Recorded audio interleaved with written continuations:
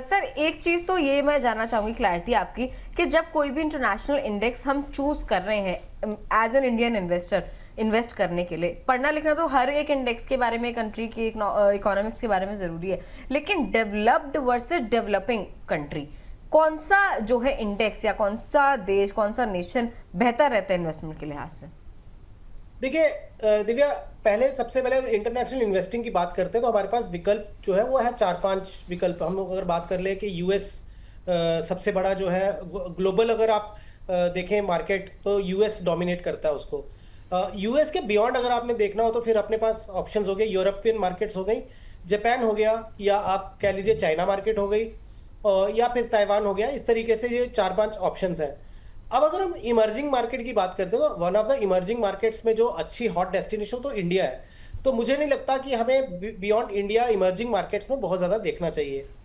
अगर देखना भी है तो यूएस क्यों देखना चाहिए? 2-3 रीजन से। एक, क्योंकि ग्लोबल मार्केट्स को डोमिनेट करता है, सबसे बड़ी इकोनॉमी है, कैपिटल मार्केट भी सबसे बड़ी है उनकी, और इकोनॉमी भी सबसे बड़ी है। दूसरा रीजन, हमारा जो रुपी है वो डॉलर के सामने पैग होता है, तो डॉलर के सामने रुपी 3.5-4% का कंसिस्टेंटली डेप्रिशिएट होता ही है। मतलब वो हो सकता है किसी एक साल 6-7% हो जाए, फिर एक साल 1.5-2% ही हो, फिर हो सकता है किसी साल वो फ्लैट रहे, बट एवरेज की बात कर रहा हूँ 3.5-4% का डेप्रिसिएशन होता है। और अगर यूएस मार्केट आपको एक बहुत कंजर्वेटिव होके भी अगर बोले 10% की अगर रिटर्न दे देती है, तो आपको एडिशनल जो है 3.5-4% का रुपी डेप्रिसिएशन का जो गेन बेनिफिट है वो, क्योंकि यूएस मार्केट में आप निवेश कर रहे हैं, यूएस स्ट्रांग हो रहे हैं इंडिया के सामने, वो आपको एडिशनल गेन मिल जाता है जब आप पैसा वापस घर पे लेके आएंगे। तो आपकी जो रिटर्न होती है वो एक तो हो गया यूएस मार्केट में जो रिटर्न दी, प्लस जो रुपी डेप्रिसिएशन से आपको इंटरनेशनल इन्वेस्टिंग में स्पेशली डॉलर टर्म्स में जो आपको गेन होता है वो उसके साथ जुड़ जाता है।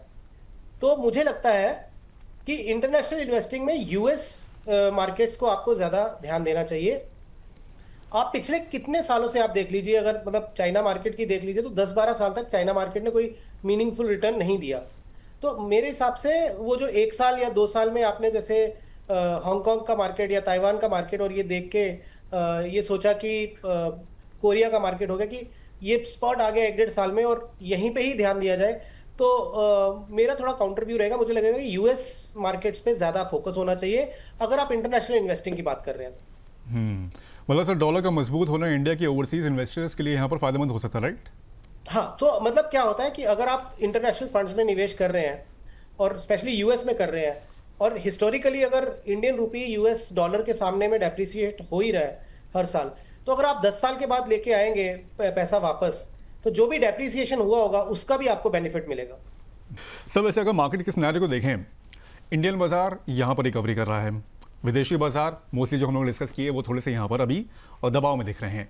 सर इस हिसाब से अगर देखा जाए तो क्या अभी जो ऑलरेडी इंटरनेशनल फंड्स में भी निवेशित है, इंडिया और इंटरनेशनल फंड्स के बीच में थोड़ा सा उनको यहाँ पर अपने अनुपात में हल्का सा चेंजेस लाना चाहिए, थोड़ी सी डिफरेंट स्ट्रैटेजी अपनानी चाहिए यहाँ पर अभी? नहीं, अनुपात में तब चेंज लाइए, जैसे अभी हम बात कर ही रहे थे कि इन्होंने अगर कमोडिटी या इंटरनेशनल इन्वेस्टिंग का डिसीजन लिया कि मैं इसमें एक्सपोजर 5% लूंगा। अब पोर्टफोलियो अगर 10 लाख रुपए का है और मान लीजिए उन्होंने 10% इंटरनेशनल इन्वेस्टिंग के लिए किसी ने सोच रखा है, तो लाख रुपए के आसपास जो है पोर्टफोलियो इंटरनेशनल इन्वेस्टिंग में होना चाहिए। बट मान लीजिए कोई लकी इन्वेस्टर है, उन्होंने ताइवान में लगा दिया था या कोई दूसरे फंड में लगा दिया जहाँ पे उनको जो है उनका जो 10 लाख के सामने इंटरनेशनल फंड एक्सपोजर उनका 1,70,000 1,80,000 हो गया। तो अब क्या हुआ, उनकी रेशो ब्रीच हो चुकी है, यानी उन्होंने सोचा था 10%, अब वो उनका 17% या 18% हो गया। वहां आप कट डाउन करिए उसको, क्योंकि आपको अपना जो डिसिप्लिन है उससे हटना नहीं है। ये सोच के कि मेरा रिटर्न बहुत अच्छा है तो अब मैं इसी में बना रहूं और बढ़ाते रहूं, वहां आप कट डाउन करिए। और कट डाउन करके आप अपना वो जो रेशोज आपने डिसाइड किए थे उसको आप रीअलाइन कर दीजिए। तो रीअलाइन तभी करना होता है जब आपके पोर्टफोलियो में आपने जो कमोडिटी हो गया या इंटरनेशनल फंड्स हो गए या कोई और थीमेटिक फंड लिया, प्लस आपका जो कोर पोर्टफोलियो है उसके अगर आपके ओवरऑल जो परसेंटेज डिसाइड किया उसमें बहुत बड़ा चेंज आ रहा होगा, तो आपको ये रीलाइन करना चाहिए।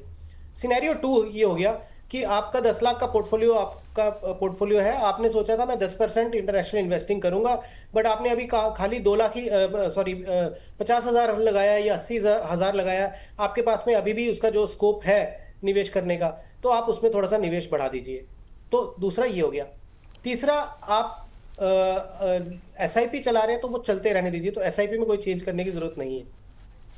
और ठीक है, लमसम तो ये अगर आप सलाह करना तो चाहते हाँ हैं जी। तो लमसम में भी आप कोशिश ये करें कि आप अपनी जो परसेंटेज तय की है उसके अंदर अंदर रहें और STP रूट से लगाएं। सो वैसे अगर हम लोग ताइवान और साउथ कोरिया की बात करें, ऑब्वियस बात है कि पिछले 1 महीने में तो इसने अच्छा परफॉर्म नहीं किया है, लेकिन ओवरऑल अगर स्टोरी देखें Y2D की हम लोग बात कर लेते हैं तो ये भी यहाँ पर भी काफ़ी अच्छा इसका परफॉर्मेंस रहा है। अभी भी 52% के आसपास के ताइवान ने रिटर्न दिए हैं, साउथ कोरिया भी 73% के आसपास के रिटर्न इसके दिख रहे हैं यहाँ पर। एशियन मार्केट ऑब्वियस बात है बैक्ड बाय थोड़ा सा यहाँ पर ताइवान और साउथ कोरिया के लिहाज से देखें तो उसको पुश कर रहा है। क्या लग रहा है सर लॉन्ग टर्म की स्टोरी इन मार्केट्स की अगर देखें, एशियन मार्केट की खास तौर पे कंपेयर टू यूरोपियन मार्केट, वो कैसी लग रही है और इंटरनेशनल फंड्स में निवेश के लिहाज से इसको कैसे देखना चाहिए? देखिए, इमर्जिंग मार्केट्स में अगर ये जो सारी इकोनॉमीज है इंक्लूडिंग इंडिया, इंडोनेशिया, वियतनाम भी है, तो बहुत सारे ऐसे इमर्जिंग इकोनॉमीज हैं जो जहाँ पे पोटेंशियल तो है। और as a part of your international investing, तो वहाँ मुझे लगता है कि आप ये डिसाइड करना बहुत ज़रूरी है कि मेरा जो निवेश है वो US मार्केट में मुझे लगाना है या मुझे US में नहीं लगाना, इंडिया की तरह जो दूसरी इमर्जिंग इकोनॉमीज है उसमें मैं लगाना चाहता हूँ।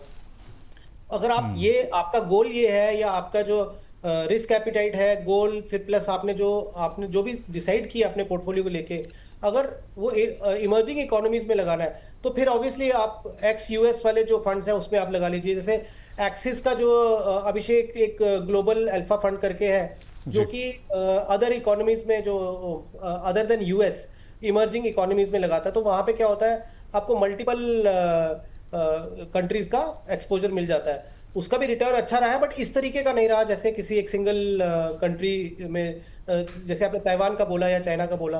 अब जैसे axis global equity alpha fund की मैं बात करूं तो लगभग उनका 1 ईयर का कुछ 21% रिटर्न है, बट 3 इयर्स का भी अगर आप मैं देखूं तो 19% 20% के आसपास का CAGR उनका है इस फंड का। तो वो मल्टीपल इमर्जिंग इकोनॉमीज में लगाते हैं, तो इस तरीके से आप लगाएं। और अगर आप ये क्लैरिटी है एज अ इन्वेस्टर कि इमर्जिंग इकोनॉमी के हिसाब से तो इंडिया में मैं लगा रहा हूं तो लगभग वही है, मुझे इंडिया के बियॉन्ड अगर लगाना है तो मुझे US में जाना है, फिर आप जो US के नैस्डैक फंड्स हैं वो आप देख सकते हैं।